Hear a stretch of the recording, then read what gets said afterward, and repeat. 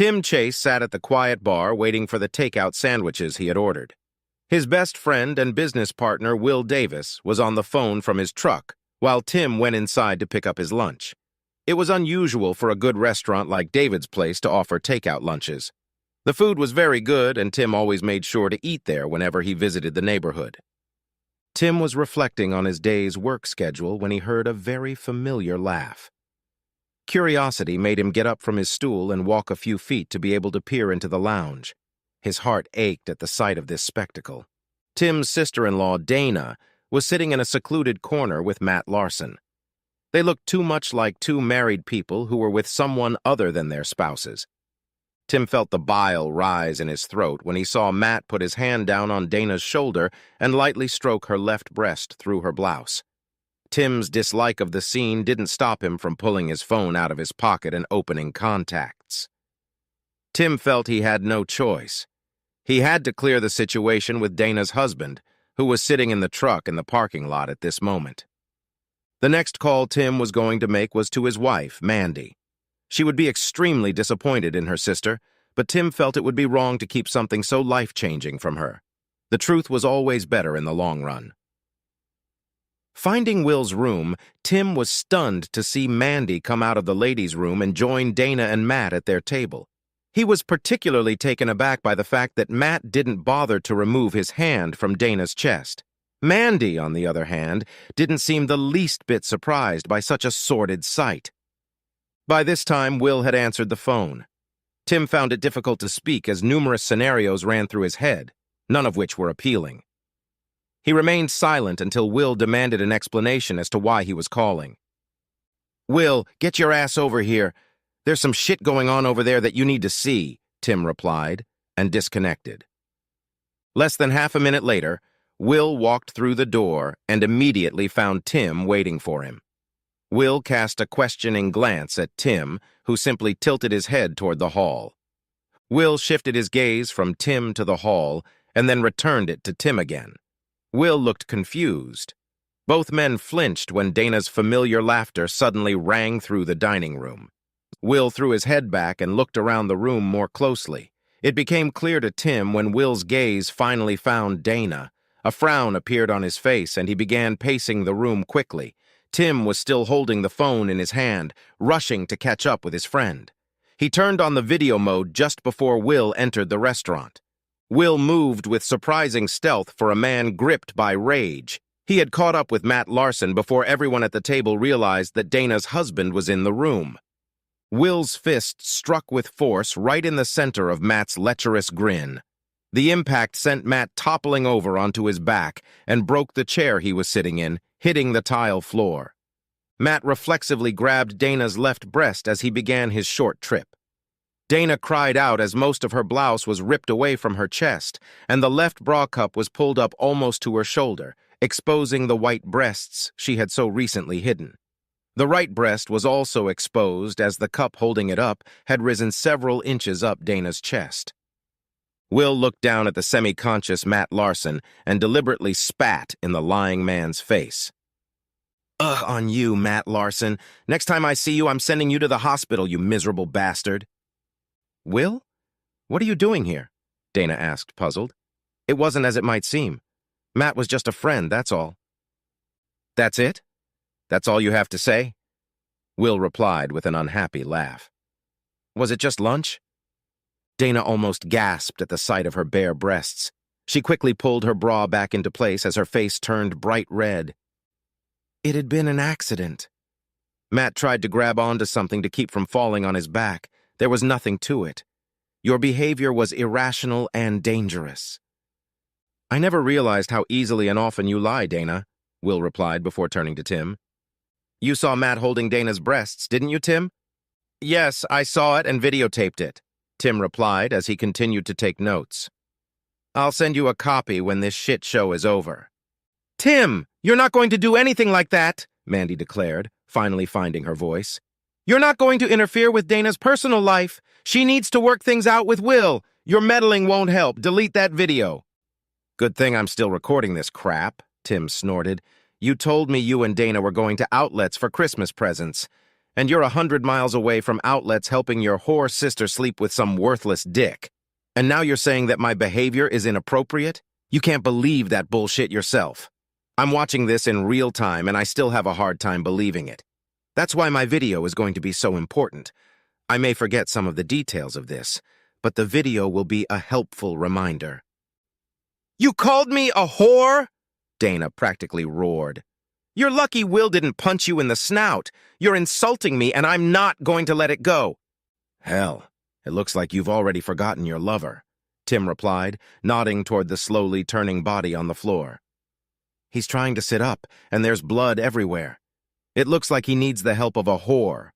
Will, let's get some lunch and get out of here while we can. If any of these assholes try to twist this story to make us look worse than we really are, I'll have video evidence to set the record straight. Mandy was still digesting her husband's comments when the two men turned to leave. Tim, I didn't do anything wrong. There's no reason to take offense at me. You need to stay and help us take care of Matt. He needs to see a doctor. It looks like his nose is broken. I'd put money on it, Tim chuckled, turning to Mandy. Will was on edge when he got in the stupid bastard's face. I wouldn't piss on Larson even if he was on fire. You both screwed up our marriages and God knows what else. I still remember the wise words my father often said to me. Can I take a guess? Will asked. What's fucked up can't be undone? Exactly. Let's have lunch and a beer. We can get used to that well-done feeling since we'll be enjoying it for a while, Tim replied, making air quotes. Tim looked over his shoulder once more as they left the room. Dana and Mandy were trying to help Matt settle into another chair that wasn't broken, and the waitress was watching them with her mouth open. Tim picked up their lunch order and drove to the gas station where he bought a six-pack of beer. After drinking the can, he drove to a cheap motel and checked in. Will remained completely silent the entire time. Come on, bro, Tim chided him. We need to eat lunch and knock it off. We always think better when we've had a drink, so let's get in the room and start thinking. Pulling into her garage, Mandy saw that Tim's car was not in the driveway. Her 17-year-old son, Trent, was home from school playing a video game. Did you happen to hear from your dad? Mandy asked in what she hoped was a neutral tone. Yeah, he called me just a little while ago, Trent answered. And what did he say? Mandy insisted. Just the usual stuff you hear when your parents divorce, that you both still love Beth and me, but you can't live together anymore, that you and Aunt Dana are liars and don't respect Dad and Uncle Will at all, that sort of thing. Tim said that? He told you we were getting a divorce? Did he mean it? Actually, he sounded like he was drunk off his ass, but he meant it. You told Dad, Beth, and me at breakfast that you were going shopping with Aunt Dana at the outlet mall today. You didn't actually go south, you went north and ended up at David's place with Matt Larson. Dad said Larson was already all over Aunt Dana when he and Uncle Will found you in the restaurant. No one noticed Will until he punched the prick in the nose with a right uppercut that toppled him onto his back. I wish I'd seen that. Wait a minute, Dad said he'd send me the video later so I could see it, Trent added. I told your dad I didn't want to be shown that video. What's more, I said I wanted it deleted, Mandy said indignantly. Well, in your father's defense, you also said you were going shopping today. He made the mistake of believing you. Now that he knows you don't have a very good relationship with the truth, he might think you lied when you said you wanted to delete the video. How will he know when you are telling him the truth? I don't need your wise comments, Mandy snapped back. I told one white lie so no one would get hurt. Other than that, I always tell the truth. Did you know that Aunt Dana was sleeping with Larson?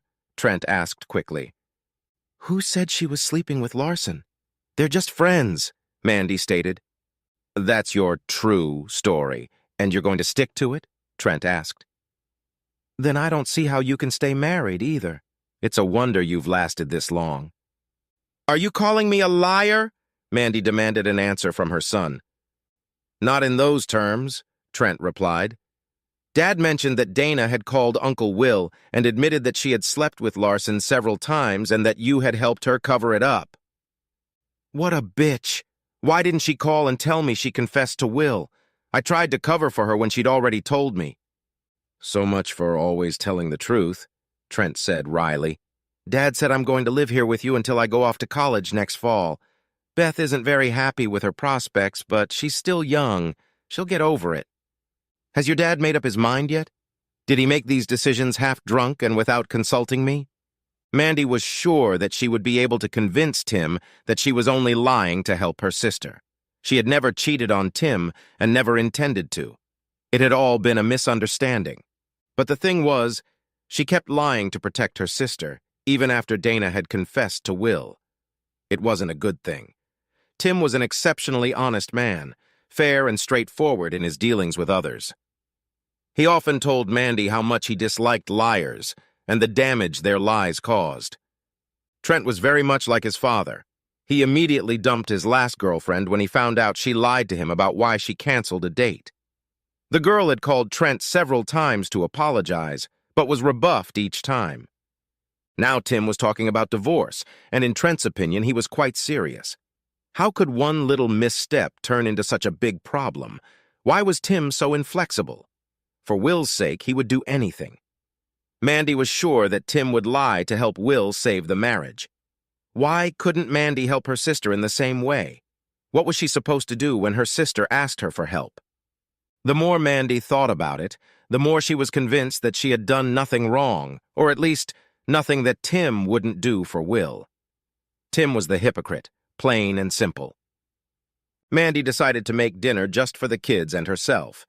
If Tim came home and wanted something to eat, he would have to make it himself. She was determined to weather the storm and even get Tim to apologize to her for his behavior. Beth entered the kitchen as Mandy was setting the food on the table.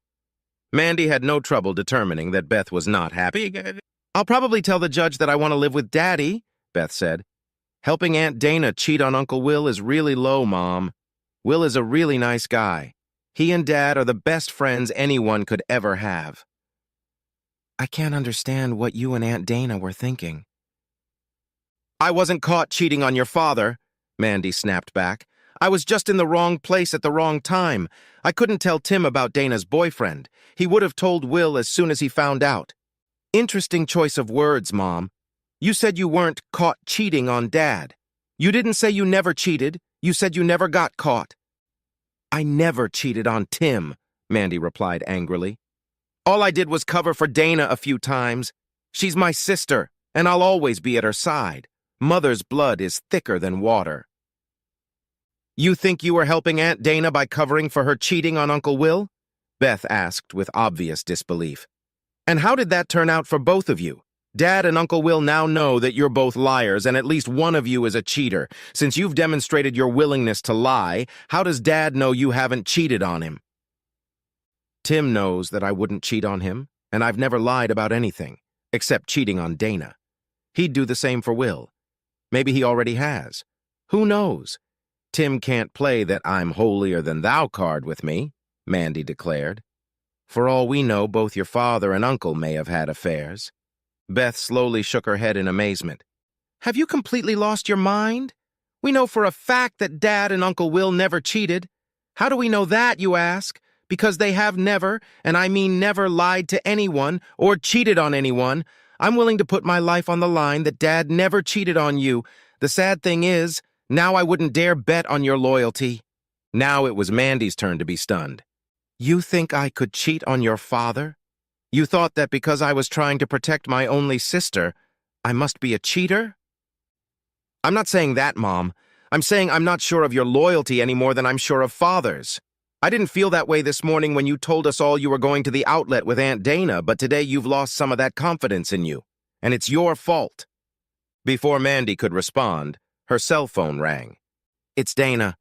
I have to take this call, but we'll continue this conversation later." "Hey, Dana. I heard you confessed to Will and made a fool of me. I was still denying your affair when Trent told me you'd already admitted to cheating." "My bad, sis. I've been making a lot of bad decisions lately. I don't know why you didn't make me stop seeing Matt when you found out about us. It would have bothered me then, but I wouldn't have had to go through the crap I did today."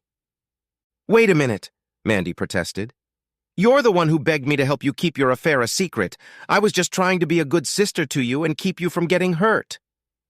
"You didn't do a very good job of that, did you?" Dana replied. You should have made me stop as soon as you found out. I'm lucky Will took me back. Wait, did you say Will took you back?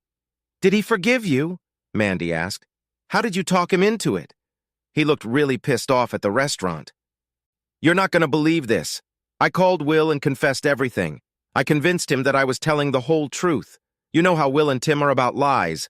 I was sure he was going to divorce me, but I also knew that my only chance was to be completely honest and very remorseful. Will told me that he had had long conversations with Tim about fidelity, honesty, forgiveness, and all kinds of partnerships. Will told me that Tim pointed out that Will and I were not only spouses, but partners.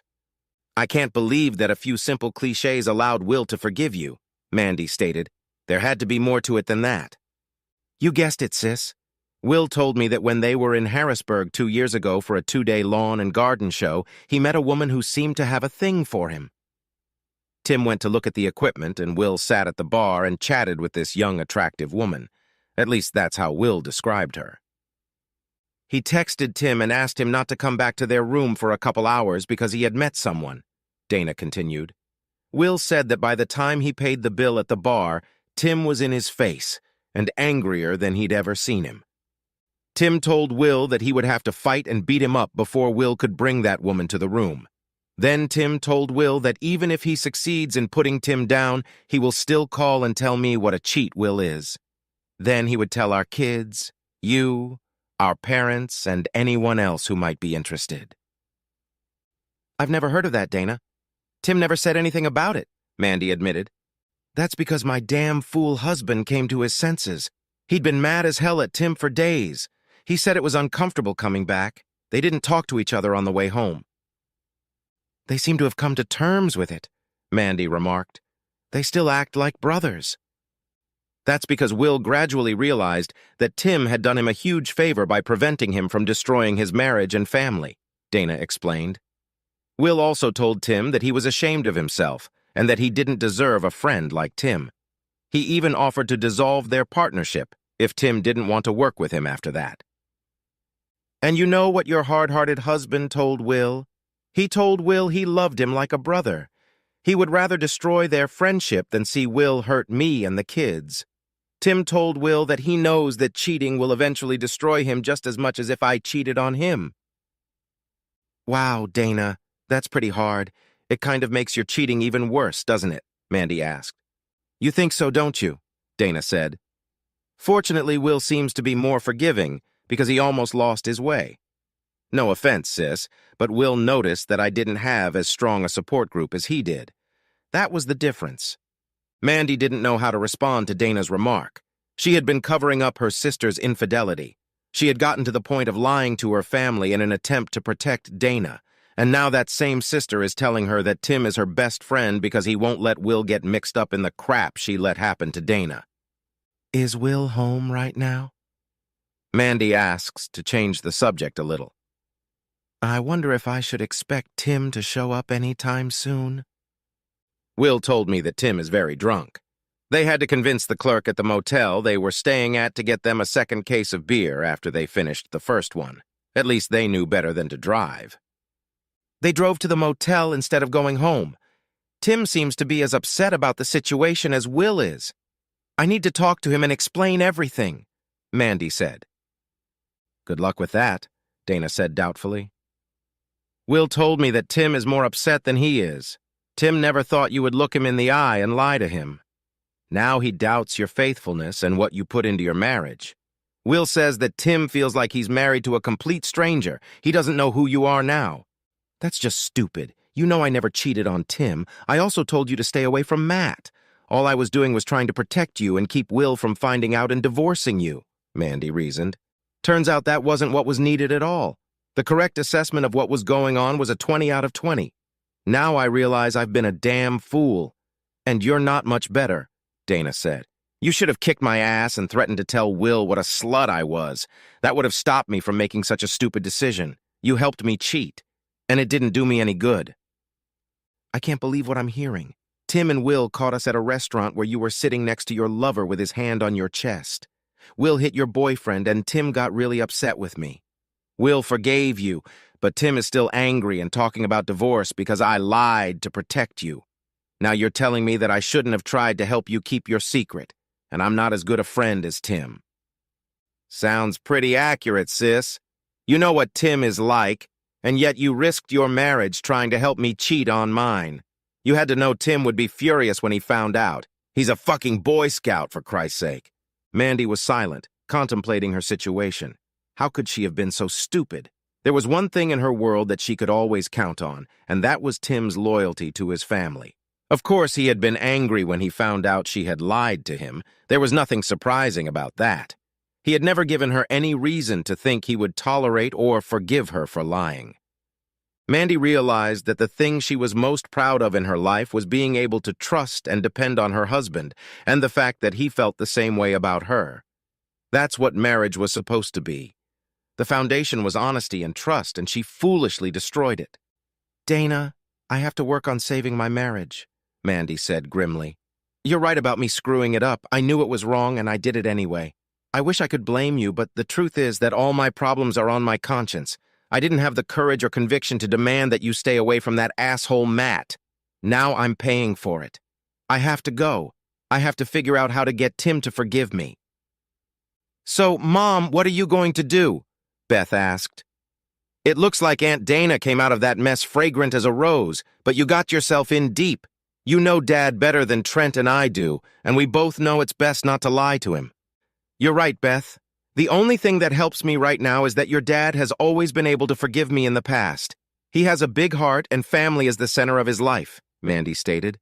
"All I can think about is begging Tim to forgive me. I was totally wrong. It will never happen again if he can forgive me this time." "That might work, Mom, especially if you wear your yellow sundress that shows off your figure so well while you beg him.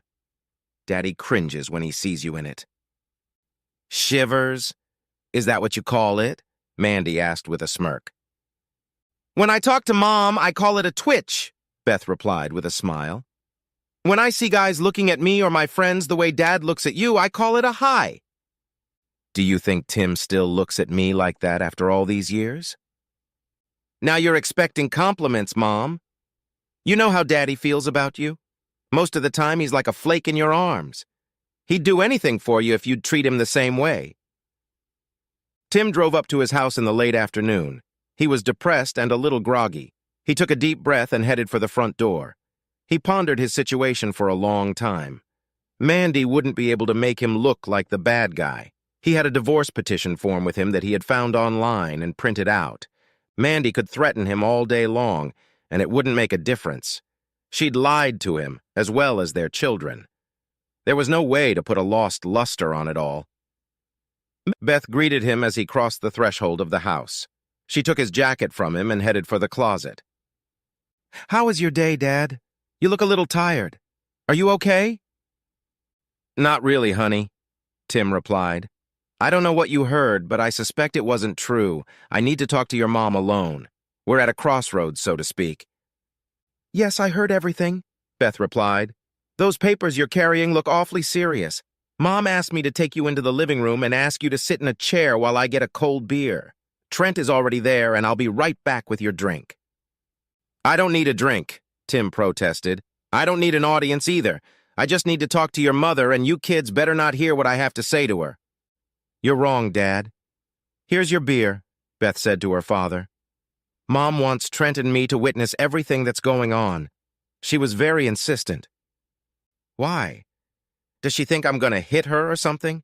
You both know I would never hurt your mother. It would be better if you both went to a friend's house or something."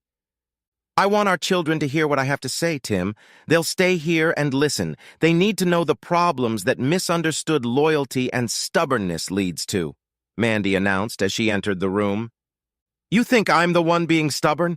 Do you think that being loyal to Will and doing the right thing caused our problems?" Tim demanded. "Maybe these divorce papers I printed out will show you how serious I am. I didn't want the kids to hear about this, but you're the stubborn one."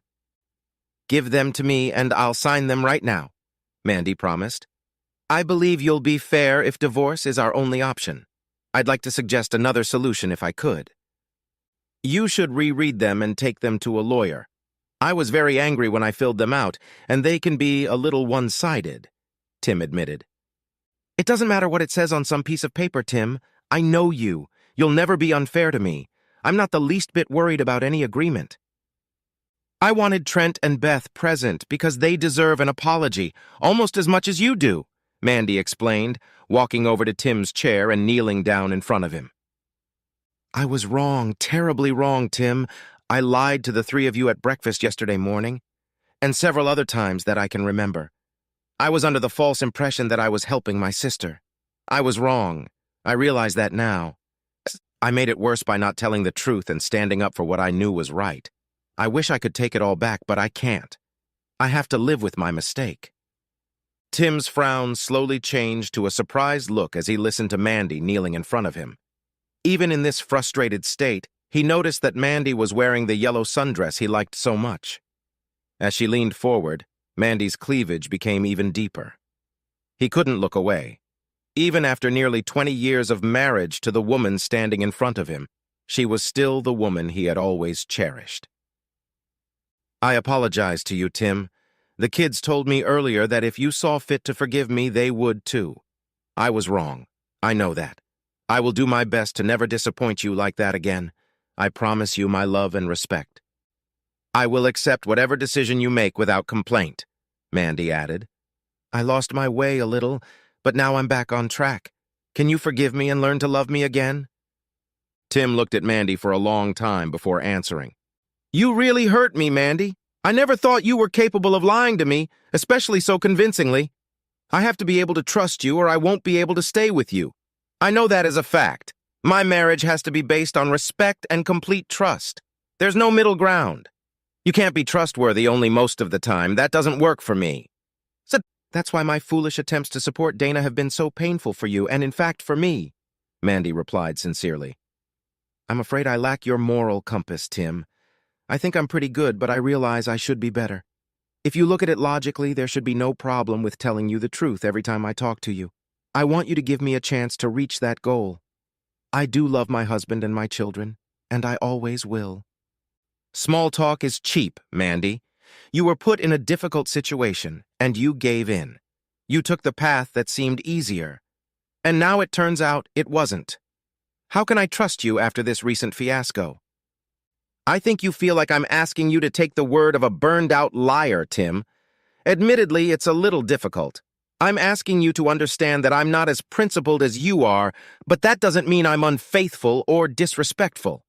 I'm just a woman in love with a very tough, moral man. Dad, look at Mom, Beth interjected. Really look at her. I think you see what Trent and I see. Mom wants to stay married and be a part of this family. Trent and I want that too. Doesn't she look great in that dress? She's your wife and she's beautiful. Maybe you need a private conversation with her right now.